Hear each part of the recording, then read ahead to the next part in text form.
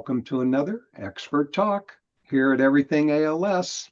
I know that we spend an hour and a half together and it's wonderful, but what do you do at 3:30 in the morning when you'd like to talk to somebody or get an answer? It's all about the app, and you can download it at the App Store or the Google Play Store, and inside you'll find the AI guide, always ready with answers drawn from the past expert talks, available 24/7.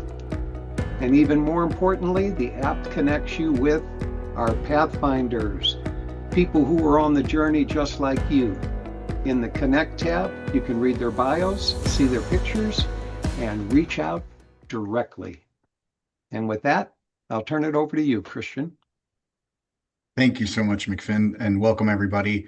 It's my honor to kick us off for yet another expert talk. And today's expert talk is led by Dr. Brent Harris, and the topic is ALS biobanking in the 21st century. So it's my pleasure to introduce Dr. Harris. Dr. Brent Harris, MD, PhD, FCAP, is a tenured associate professor in the departments of Neurology and Pathology at Georgetown University School of Medicine. He earned his MD and PhD from Georgetown University and followed with his residency training in neurology and fellowship in neuropathology at Stanford University School of Medicine. Dr. Harris's laboratory is dedicated to unraveling why upper and lower motor neurons, among the largest and longest-lived cells, experience neurodegeneration from ALS. Using transgenic rodent models harboring SOD1 and TDP43 mutations that recapitulate familial ALS, his team combines cellular and molecular studies of defined neuronal and glial populations with in vivo analyses to dissect the signaling pathways that govern motor neuron survival. By exploring the bidirectional communication between motor neurons and their neighboring astrocytes, oligodendrocytes, microglia, and interneurons, Dr. Harris aims to identify the novel molecular targets for neuroprotective therapies. His work extends from bench to bedside through epidemiologic studies of human ALS cohorts and collaborative clinical trials. In addition to leading the Harris Lab, he serves as Director of Neuropathology and Director of the Georgetown Brain Bank, and is co-director of the Histopathology and Tissue Shared Resource, facilitating multidisciplinary projects across basic, translational, and clinical neuroscience. He also lends his expertise as consulting neuropathologist to the DC Office of the Medical Examiner. With that, Dr. Harris, I'd like to welcome you to the program, and the stage, as it were, is yours. Thank you, Christian. That was really, really a nice intro, and I'm really happy to be here with all you folks. And I'm a pretty informal kind of person, so please, you're welcome to call me Brent, everyone. I try to get everybody to do that. Some of my medical students can do it, and some can't. And I'm going to talk about not a lot of that hardcore science that Christian really presented nicely, but I'm going to talk about biobanking. And when I talk about biobanking, it's really talking about biofluids while folks are living, and tissues when folks pass away, if they decide to make that decision. I'm a neuropathologist, so I trained in science, and I trained in medicine. I've helped to run some of the clinical ALS clinical trials here at Georgetown until we had a few more neurologists who could do it. I always like taking a role in the clinical biobanking projects and the clinical trials, and meet regularly. My primary appointment is in neurology, but I am a pathologist primarily. So here's a pretty spot of our university looking over the Potomac River. Washington is a little chaotic right now, as you all may guess, but it truly is a beautiful city. The university is situated right on the river, and in a not right downtown, and so it's quite pleasant place to work. And I've been here for 15 years, and as Christian said, I run the Georgetown Brain Bank and the HTSR. And I really consider myself a team scientist, and enjoy collaborative kinds of studies. So I really don't have any conflicts to disclose tonight. My funding sources are below, and I'm going to talk about some of the the funded projects that we've got going here at Georgetown and collectively around the United States, and some of the activities that I do in ALS. So I'm going to start with brain banking and what brain banking is. And I'm a fan of history, and I grew up a child of the 70s. And so I remembered when the King Tut tour was traveling around the United States, and I went to it.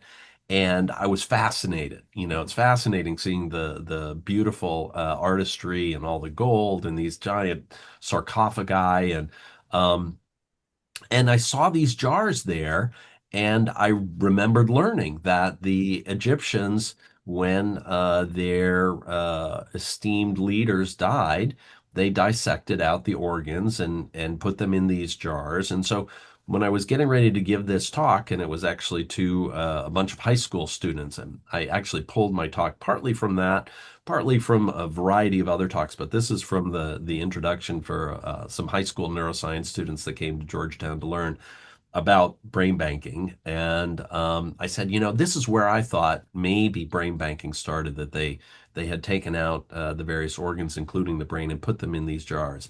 That was not the case, though.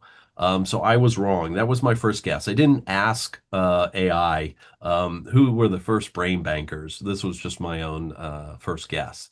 But then I learned a little bit about it after doing some reading, and apparently it was 5th century BC that this fellow Alcmaeon of Croton, presumably somewhere near Croatia, I'm guessing, really started looking at the brain, and kind of is famed for encephalocentrism and the thought that the brain is the seat of the mind and the soul.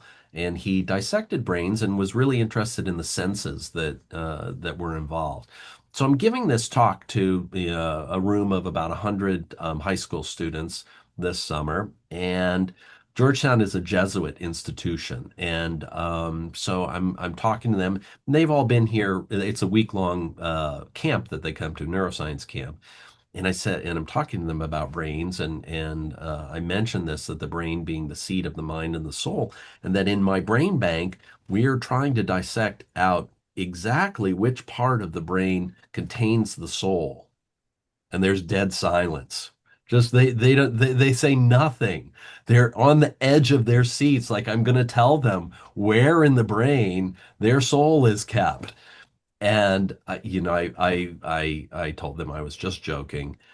Later in the day, I ran into one of the Jesuit priests as I was walking. I told him this, and he just laughed and laughed and laughed. And he said, "Brent, don't mess with young students like that." So he reprimanded me, but in a very good way. So after those days, I think probably most of you have heard of Hippocrates, the father of medicine, but he had a role in collecting brains and studying them, and then some of these other fine folks, and these beautiful pictures from Leonardo back in the 1400s, 1500s. And then we've extensively studied into the 21st century the brain and the beautiful nature of the brain and the architecture and structure, and now we're delving into the molecular biology of how the brain works.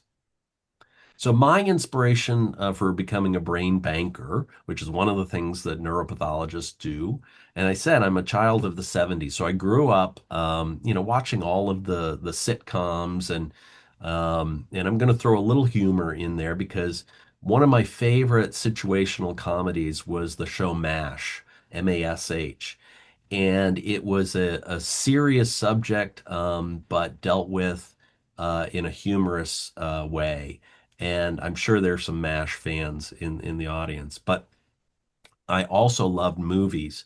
And one of my very, very favorite movies growing up in the 70s was Young Frankenstein. So I hope some of you have seen this movie.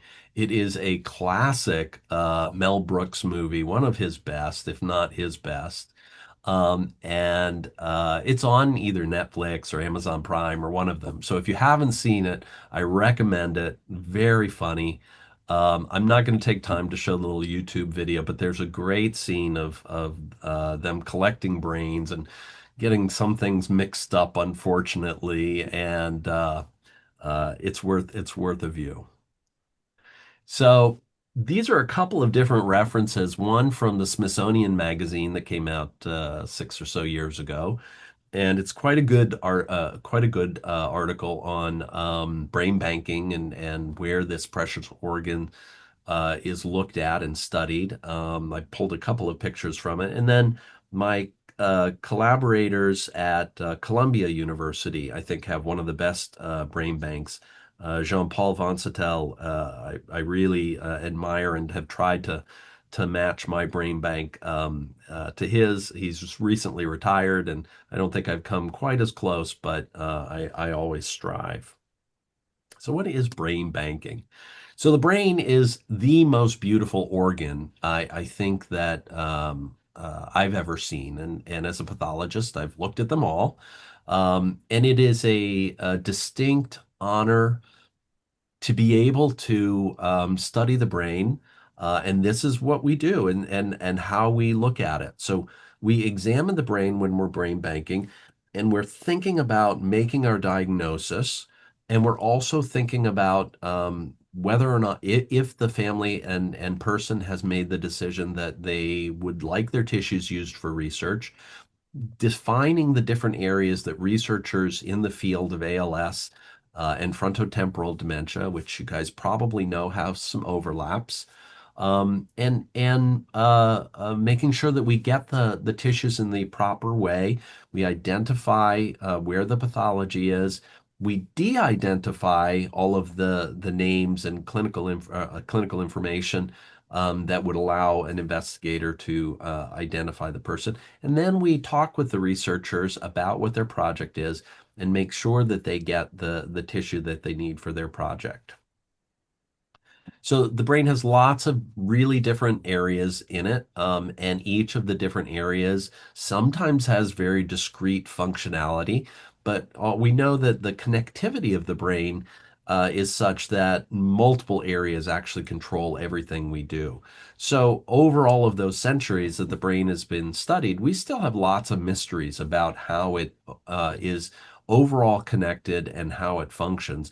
But we have some pretty good ideas about key areas that can undergo degeneration, can undergo problems, excuse me, that we can dissect out and we can look at under the microscope. So here's some different regions of the brain, and we put them into these little cassettes to process them, and then we make slides. And so here are some students who are helping with the process. These are actually students from that Smithsonian article that are studying the brain. When we have the tissues, we will use different ways of fixing the tissues and then preparing them, and then we're sort of like librarians and cataloging them so that we can always pull them out and provide what's needed for a particular research study. When we do brain banking, we consider it um, a chance to help the family establish a diagnosis so that they know exactly what's going on. And a lot of neurodegenerative diseases have multiple diagnoses. So there are nuances that sometimes the neurologists don't know that we're able to provide in a final report to the clinical team and to the family so that they have some closure and some full understanding to the disease process. And that's also important to the researchers who will use the de-identified tissues because they may have a different bent to their research and want particular kinds of tissues and from specific areas. So we save all of these and have large banks. And that's why we call it biobank, in that we have material coming in, and then we are the curators of this bank and the definers of what's in the bank and what it shows. And then we distribute to appropriate folks that have studies so that they can do their research and find cures to help all of us. So sometimes we freeze the tissue, sometimes we fix the tissue. So different researchers need tissue in different sort of formats. We have to use more protective gear when we're working with the frozen tissues than with the fixed tissues, which are essentially sterile and safe to work with. And with the frozen tissues, you can do all different kinds of omics. Essentially, you can do genomics, proteomics, and these are ways of looking at the molecules within the tissue to better understand what the differences are between different kinds of diseases and brains that have from folks that have no neurologic disease.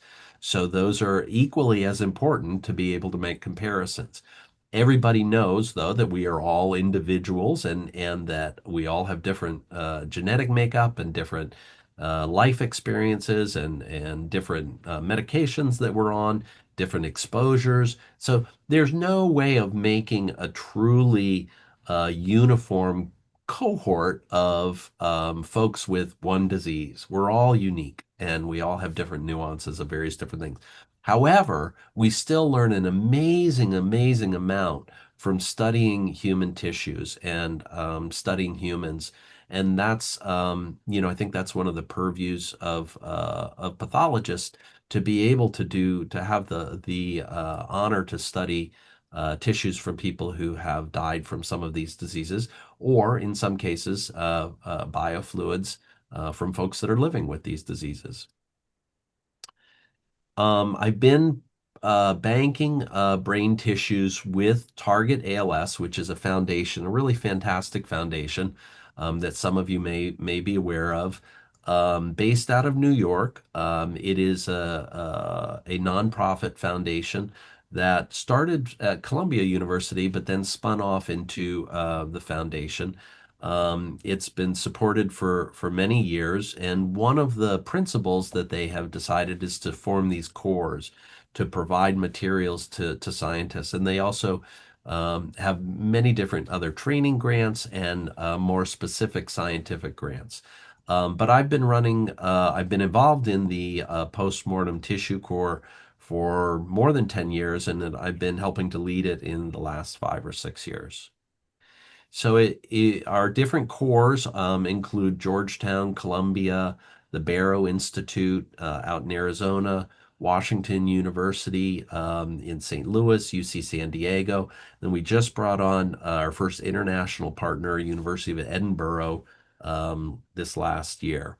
And our goal is really to collect data, tissues, process, bank, analyze, and distribute these tissues and skeletal muscle from ALS patients and neurologic disease-free control individuals.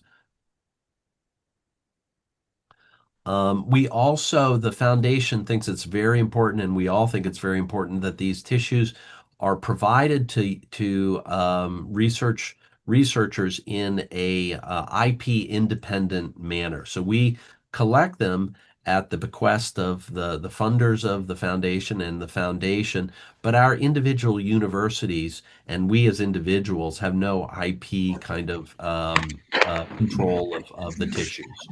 So it's a way for us to make things available very quickly and to the general public. And so much of the data with an appropriate password and background check can be made available to researchers, including genetic data, including the pathology data, and then obtaining either biofluids or tissue from us as well. So this Target ALS postmortem core has quite a few cases within the bank. We have lots of people with sporadic ALS. We have lots of control patients, family members sometimes, or other people who have wanted to donate to science. We have less familial forms of ALS, and we've also started collecting frontotemporal dementia cases as well because of the importance. And you'll see some of the list of the mutations that folks have with the familial forms. We provide the tissues to researchers all over the world, and it is done free for academic folks and at very low cost for companies that are trying to find cures. So we want to make the tissues available quickly. and allow them to make the important discoveries for new drugs and for new ways of treating this disease. One of the things that I'm doing in particular in my lab, I'm interested in this molecule called TDP-43. It is a normal protein within all of our cells, but in ALS and some other neurodegenerative diseases, in fact, a lot of other neurodegenerative diseases, it aggregates and it forms these kind of ugly looking groups of protein that really shouldn't be there. In fact, the normal protein is found in the nucleus. And so its presence out here in the cytoplasm of this large motor neuron is atypical, and it's one of the things we're trying to study. And we're using digitized images of the slides that we make and machine learning and AI principles to try to better understand what the sizes and shapes of these are, the distribution, whether they're in neurons or if they're in the glial cells that are helping to support these neurons. And it's a really interesting project. Lots of people are studying this protein because it is found in almost all forms of sporadic ALS and in most forms of familial ALS. So it seems to be kind of a common denominator protein that if we can figure out a way of stopping it from aggregating and staying and having its normal function within the cell, we feel like that may slow down or stop the disease. Here's an example of a paper that came out a couple of years ago from a really good group. And Molly Gail Hamill was the lead person in this, and she took a bunch of samples from our bank and wanted to ask questions about whether or not they separated out. So we all know that everybody with ALS has different symptoms and different progression and different way of going through the journey of their disease. But we wanted to figure out in a molecular way whether or not there were different subtypes of the disease that might give us some clue as to different ways of treating. So if we have a better idea, if somebody has a certain kind, a glial predominant or a neuronal predominant, maybe they would respond to a more specific treatment. So it's a way of personalized medicine that you probably have heard about with cancer, that if we can find the right lock and key in a cancer cell, then we can give the person with that type of tumor the right drug. We think that may be true in neurodegenerative diseases, including ALS. So it's very, very important that we recognize the different areas of a piece of tissue and that we can sample very specifically with molecular tools down to a single cell sometimes, a particular cell or region of cells to better understand what sort of genes are being expressed and proteins are being made in those cells to understand why they degenerate and why they cause inflammation, how they lose their ability to continue to grow and communicate with each other.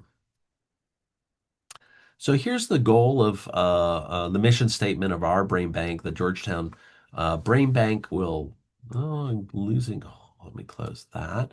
Will provide an integrated educational, clinical, and experimental resource to the GUMC MedStar neuroscience community and our patients through neuropathologic examination and stewardship of tissue and biofluid procurement, storage, and distribution.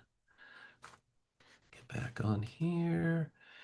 I want to switch gears now really quickly to talk about a new program that was funded just a couple of years ago. Hopefully, some of you have heard about it. It's a very large congressionally mandated program called All ALS.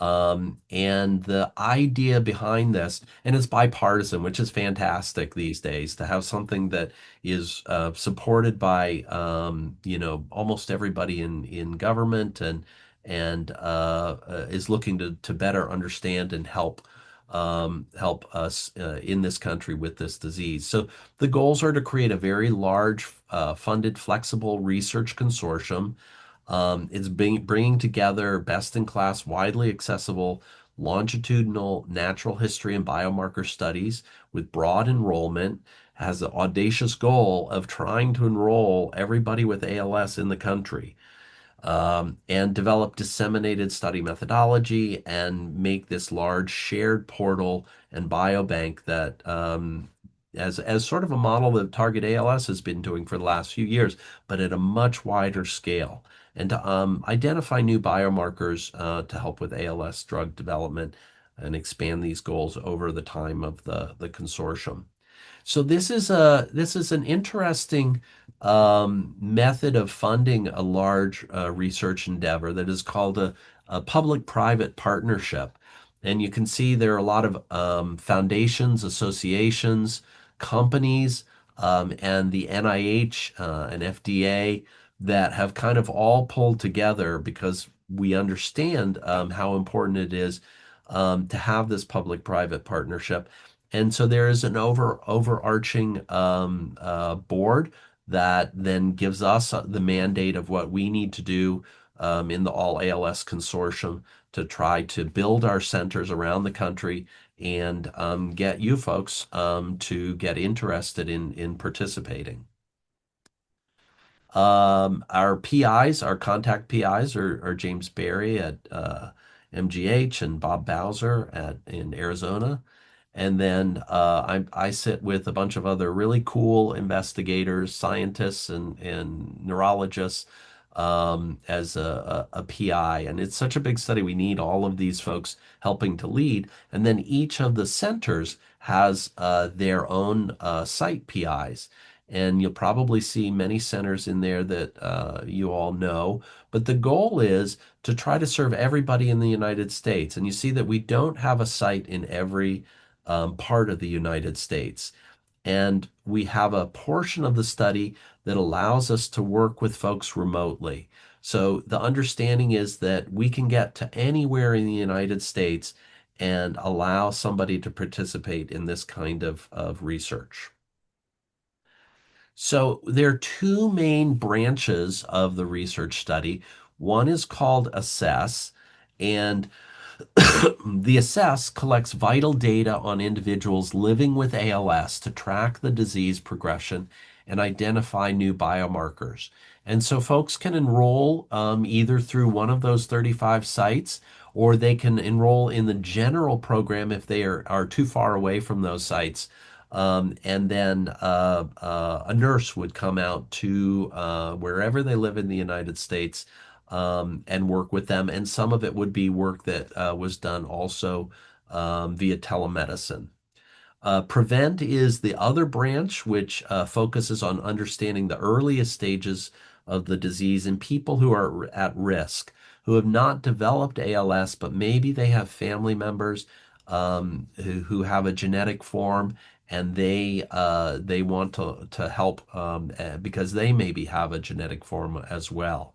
And then we take people as well who have no neurologic disease and often are caregivers or family members who want to participate because they want to help with the participation of this kind of disease process. So anybody in the United States literally can be in this study, just about. The way to find out about the All ALS program is through the All ALS website, which is all-als.org. And it's also on clinicaltrials.gov. And if you have your little phone, you can take the QR code too, and that'll put you to the site. We started it just a couple of years ago. We've been accumulating lots and lots of folks in the trial. We've got thousands of people right now, thousands of samples in the program, and we're looking for more folks. So this is not a treatment trial. This is a trial that allows you to donate blood at various different time points every few months to have somebody do questionnaires with you to see where you are in your journey with this disease. And if you're interested to donate CSF through a lumbar puncture, those you would have to go to the clinical site to do. We don't do those remotely, but we can do blood draws remotely.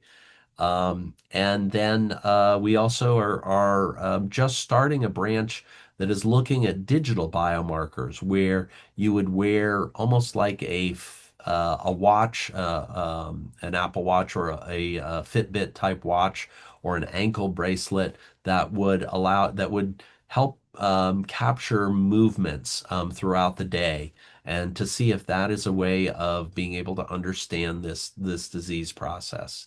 So lots of different ways to participate in biobanking. And then folks that are interested in this very large process or large program can also donate their brain and spinal cord when they pass, if that's something that they want to do. And we're partnering with NIH, and different sites have brain banks like Georgetown does, and some of the others, but not all of the sites have a brain bank. And so there is a national brain banking program that is sponsored by the NIH that participants in the study learn about if they want to participate in that option. So I'm going to stop there. I really thank everybody for their attention, and we're going to go to questions, and we'll do it. I'll stop sharing. We'll do it either directly, and I'll also start jumping in the chat intermittently. Um, Yep. We will, yeah, we can. Anusha and I are going to team up here and we're going to read the questions for you from the audience here. Perfect. So you don't Okay, have to that go through sounds the chat. great. Yeah. So I'll jump in on the first one. In your work on neuroinflammation and glial neuronal communication in neurodegenerative diseases like ALS, how might geometric molecular configurations such as harmonic angular relationships in protein structures, e.g., at 21-degree deviations in heme groups or peroxide bridges, serve as like a salvation protocol to optimize therapeutic refolding and reduce kind of barriers in misfolded programs? Is that something that could be studied from the kinds of samples collected at your brain bank? I'm going to need Indu to answer that as a engineer. That one is a super interesting question, and I'm a cell biologist, I would say, um, but I love partnering with engineers and protein chemists and different scientists who have different areas of expertise. I'm partnering with a chemist right now to develop small molecule called nanobodies that can recognize that TDP-43 molecule that I mentioned, and they would have the ability to cross the blood-brain barrier. Understanding the secondary, tertiary, and quaternary structures of proteins is a fascinating area in protein biology and in neurodegenerative diseases, because a lot of these neurodegenerative diseases, not just ALS, have abnormal aggregates of protein. And so protein chemists, biochemists are looking at ways of intervening in those intricate structures, because we think, and this is just a hypothesis, that if we can prevent some of that aggregation from happening, we may prevent some of the toxicity from happening. These are normal proteins that have normal function. And so when they start aggregating, they set up all kinds of abnormal biochemical processes in the cell. And these are cells that you have for your entire life. And so if there's even slight disturbances in a cell, in ATP production or in ability to move molecules around so that the neurotransmitters work, then that's going to potentially cause the cell to die. Maybe not immediately, but slowly over time. And that's, I think, one of the things that we're trying to prevent. The trickiest aspect, though, are finding drugs that can get to those cells in the proper way. So I did my PhD in pharmacology, and you wouldn't think a pathologist would be a pharmacologist, but the combined effort of understanding how drugs can get to where they need to go in a safe way, because no drug is 100% safe, is I think the holy grail of trying to help with these diseases? It's a great question. I can't answer it directly because it is way up here, but I think it is a fantastic question. So let's go on to the next. Thank you. All right. This next one is, could your Georgetown Brain Bank ALS tissue samples be used to analyze bond angles and misfolded proteins via crystallography or cryo-EM? And might such geometric patterns suggest new ways to stabilize protein structures for therapeutic benefit? Yeah, the answer is yes. Having human samples that can be analyzed by X-ray crystallography and other methodologies is extremely important. And so, you know, we're studying at a less molecular way right now by looking at the different structures of the TDP-43 on the light microscope level and trying to understand, are there differences in different forms of ALS, different genetic aspects of ALS that then give you a different aggregate structure. And so it's, for things like crystallography, would you have to do that on every single sample? And would there be a different structure in this, or are there some commonalities in structure in certain areas that are targetable? So I think the answer is yes, and samples are being used for those kinds of studies. Great, thank you. Would a brain-computer interface negatively affect brain collection in any way or tissue collection in any way? No, I don't think so. I'll speak to the example of Parkinson's disease, where deep brain stimulation has been going on for, a couple of decades now.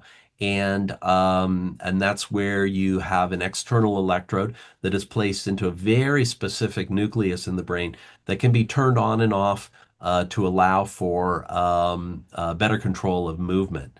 Can be very, very helpful for Parkinson's patients. Brain computer interfaces now are being studied and are being put into humans with ALS, and there are a lot of really exciting clinical trials in that respect.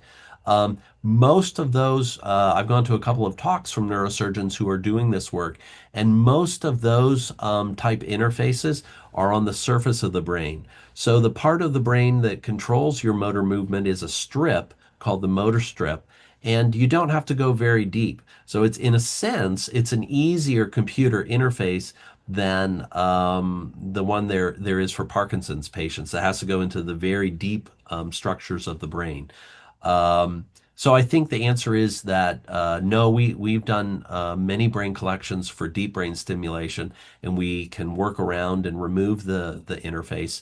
And I anticipate that it will be the same for ALS interfaces. All right, great. The next question is there any donor cost? No. No, and in fact, that is part of the reason that all ALS and target ALS were formed, so that if the individual patient, if they want to make that decision before they pass, or their family wants to make the decision after they pass, they're legally allowed to. The next of kin, I should say, not the entire family. We find funds to be able to support that if you've been, in one of the other programs. So you sort of have to have you for the target ALS programs, you do need to be in one of the regions of those six areas. And the region, it goes, a few states out. So we can't cover everything in target ALS, but with all ALS, if you're enrolled in that study while you are living with ALS or in the PREVENT study and you pass, then the funds are going to be made available through NIH to cover the costs of donor. And so that should not be an obstruction, I think. And that's a great thing. That's one of the great things about the All ALS program. And that was the reason that they asked me to be an MPI since I had been a brain banker for a long time. And they really wanted to kind of match what we had been doing at Target ALS. Great, thank you. Next question will kind of be local to you. The administration has proposed defunding the CDC ALS biorepository. What preparatory efforts are underway to rescue this decades-old collection, or any other measures are being taken, given that you are part of a larger network as well? Yeah, I think that like all of us who are citizens in this country, we have uh, things that we like and that we want to preserve about what we do, and I think that we all have to work as individuals to kind of make our legislature aware of where we stand on things. Um, I will say that I'm not part of the CDC biorepository. I think very highly of it, and they have been working for a long time to do a very similar set of collections that all ALS has been doing, and they've been serving our ALS community for a long time, and so we need to preserve it as best we can, both from as patients, advocates, and individuals, and foundations and scientists, and try to do that vocally and respectfully. That's the best I can say. I will say that we are always concerned that the funding for brain banks will diminish. Thankfully, we've gotten assurances that the All ALS program will have funding for another couple of years at least, and that will include fluid and tissue biobanking. Thank you. The next question is, how do participants enroll in the movement research you discussed? In the digital portion movement. Yeah. So if they enroll in right now, I think of our 35 sites, a third of them are doing the digital movement project, and it's just starting either in November or December. It probably will list on the All ALS website which sites are participating. So if they are near one of those sites, or if I actually don't know if the remote folks, if we are going to be sending them bracelets and anklets. Um, that's a great question. If anybody in the All ALS can participate, or if you have to be in one of those 13 sites.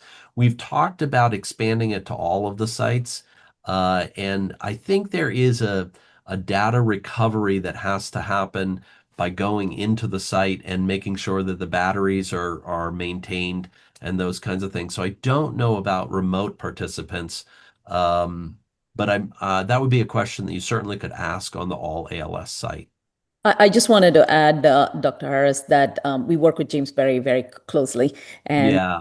and we are actually starting a remote movement study very shortly here. So Excellent, excellent. yeah, to Yeah, all and there have all been a ALS. few. Yeah, There have been a few that different groups have yeah. have studied, and I think they're fantastic. The technology gets better every year to be able to record things, and we learn a lot from how our bodies move. Thank you. You. Is anyone leveraging, the next question is if anyone is leveraging the AlphaFold program to study protein structure? That's the protein structure database developed by Google DeepMind with EMBL EBI.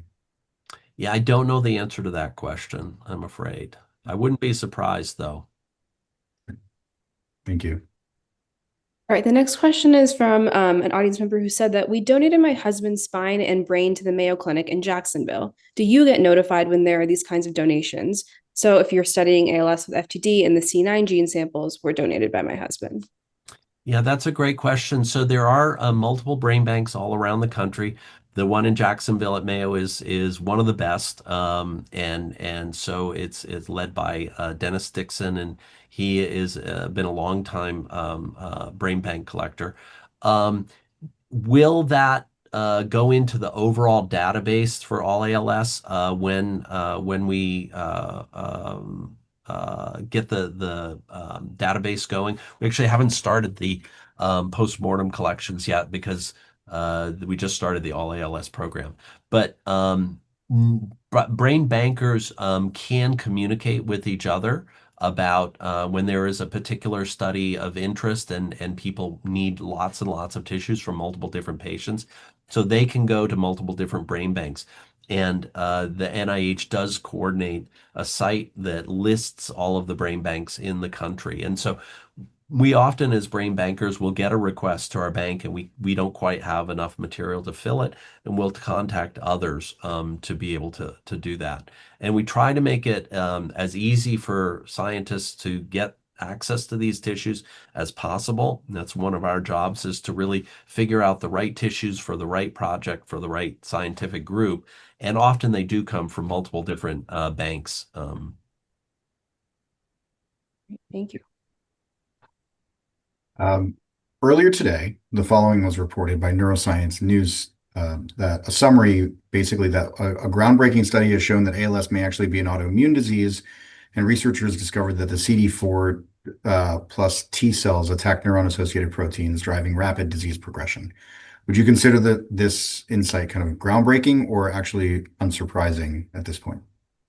Well, the influence of the peripheral immune system has been studied by ALS investigators for some time. And implications of B cells, T cells, circulating macrophages that can cause localized inflammation and communicate with the inflammatory cells, the intrinsic inflammatory cells and glial cells of the nervous system, I think is a really promising area of research that continues to expand. And there have been trials to go after various different immune mechanisms in ALS that haven't been super successful. But I don't think that's diminished the enthusiasm for this pathobiology and pathophysiology, because when we look at the tissues, we do see inflammation and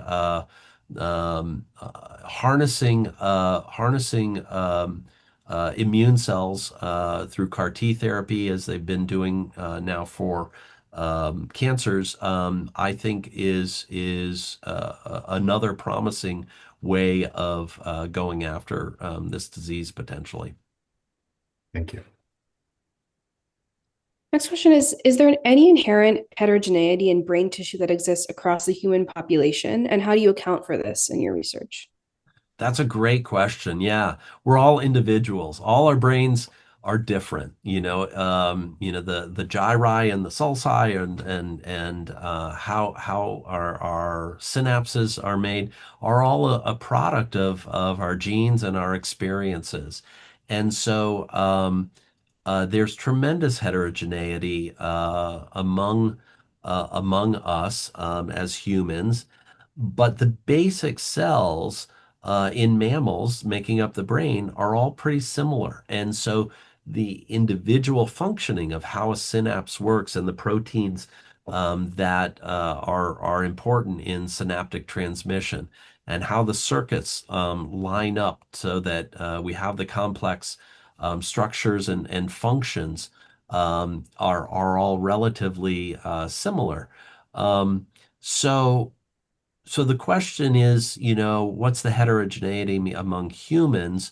There's obviously going to be different forms of synapses formed and different amounts of aggregates and different loss of some tissues in some areas than others. But I think there's a lot of similarity too.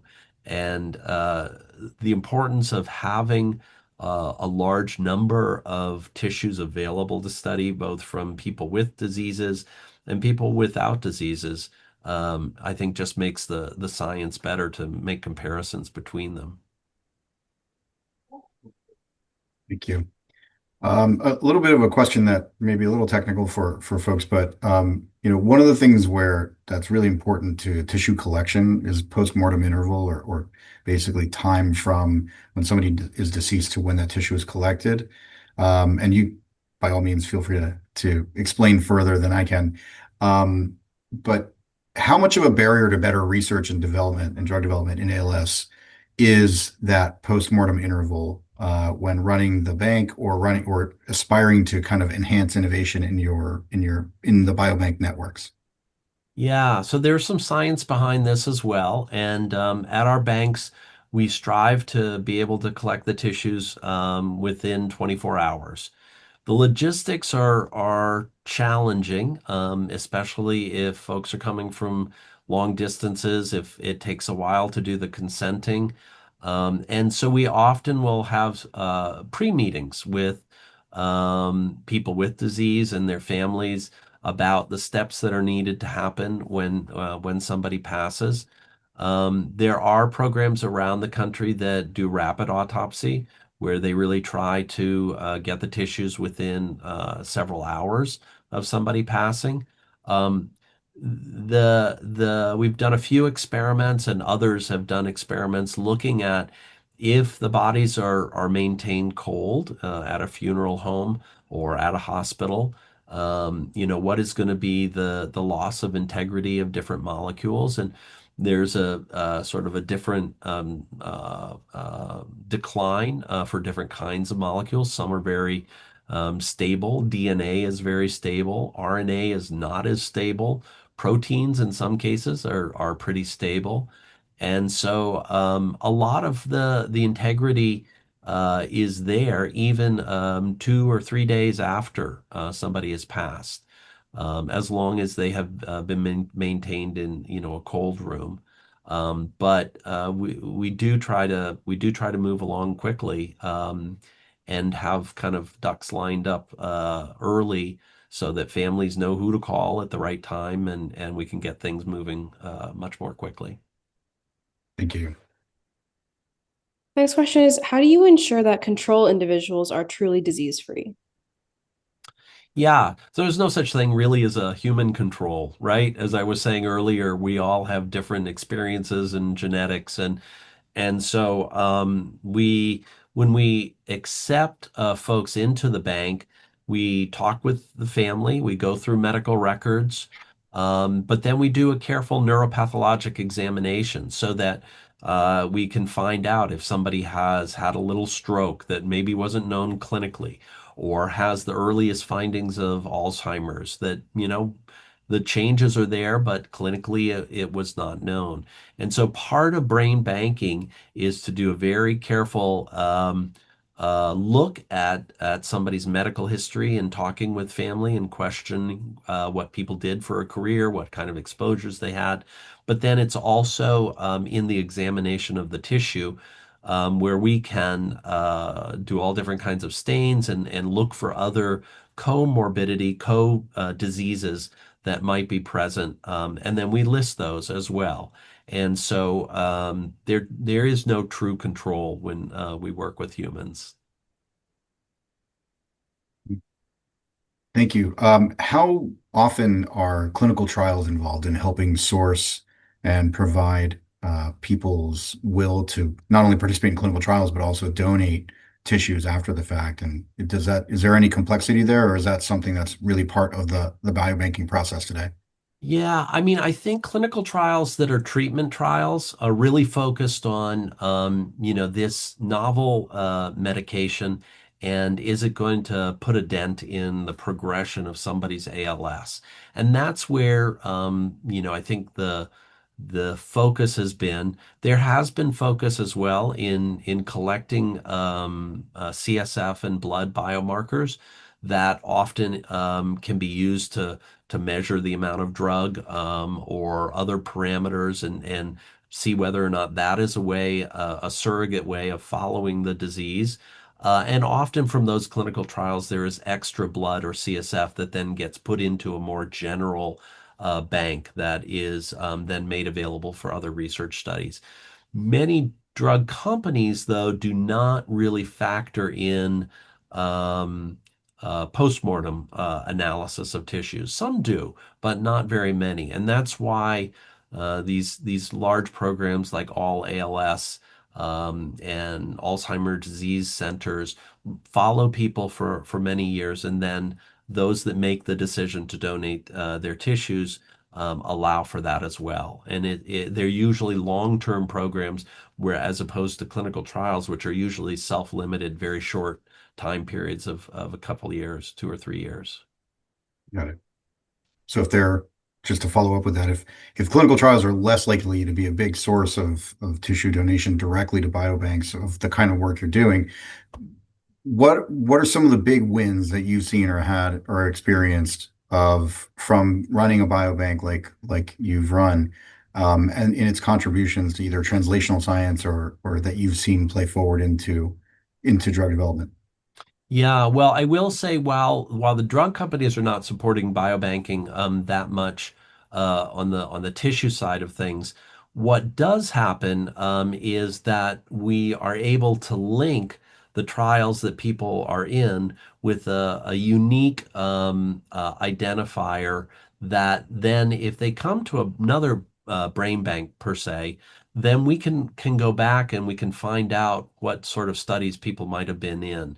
And so then that creates a database that allows us to ask more specific research questions, and understand whether there might have been any beneficial or detrimental effects from the clinical trial drugs. So linking all of this data from pre-mortem studies with post-mortem tissues is part of the goal of all ALS, and part of the large database that we're hoping to collect.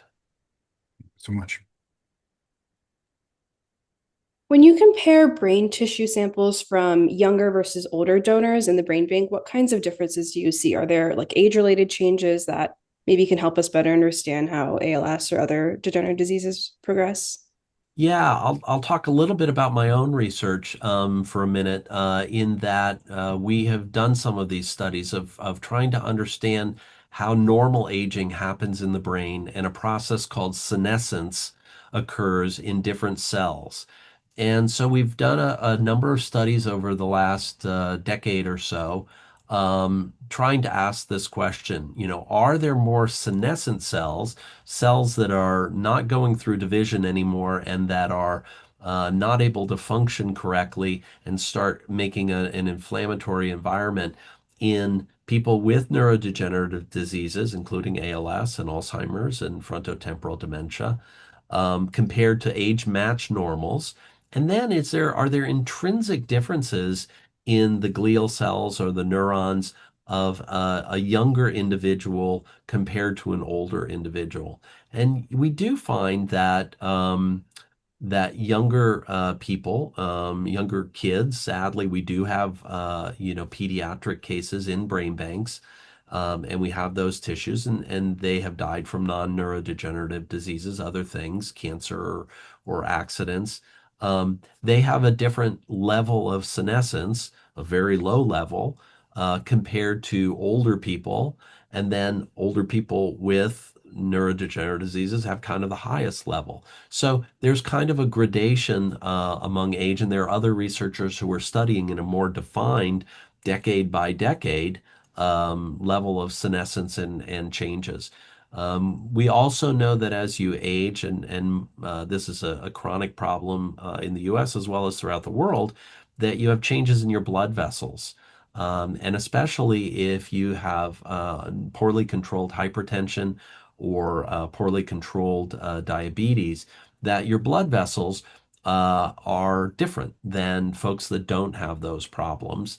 And the integrity of your blood vessels is extremely important in getting the nutrients and getting the oxygen to all of the different areas of the brain. So if there are issues with them, that can contribute to disease as well, and that's often age related.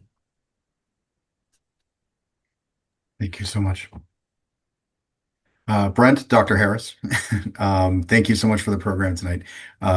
We have run out of our regular program time, but thank you so much for all of the insights into such an incredibly important component of our research landscape, and what you're doing to contribute to that, as well as everything you're doing at Georgetown to tend to the community in the DC area, which is my hometown. So thank you, especially from my friends and family in the neighborhood.